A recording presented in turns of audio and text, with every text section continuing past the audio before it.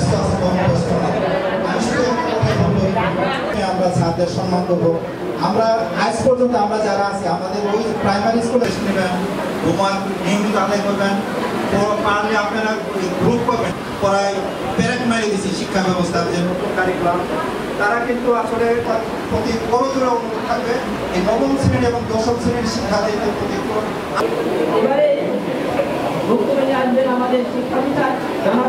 শিক্ষার্থী, শিক্ষক, অভিভাবক এবং এলাকার তরুণ যে আশা নিয়ে প্রতিষ্ঠান করেছেন, তারই স্বাধীনতা যারা নেতৃত্ব দানকারী অনেক অভিভাবক আছেন।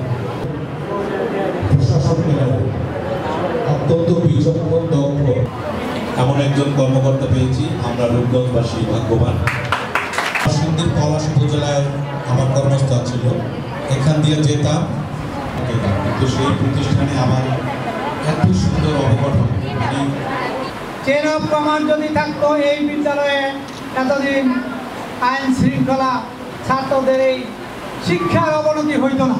আমাদের এই মানসম্মত টিচার আছে, ভালো স্টুডেন্ট আছে, শুধু আন্তরিকতার অভাবের কারণে এই প্রতিষ্ঠানের ঐতিহ্য বা আমাদের মরহুম হাজী নুরুদ্দিন সাহেবের সেই স্বপ্ন বৃথা দিতে পারে না। এই স্কুলের তো এই এলাকার মানুষের জন্য অনেক অবদান। এখানকার অনেক শিক্ষার্থী রাষ্ট্রের বিভিন্ন গুরুত্বপূর্ণ দায়িত্ব পালন করেছে কিংবা এখন করছে।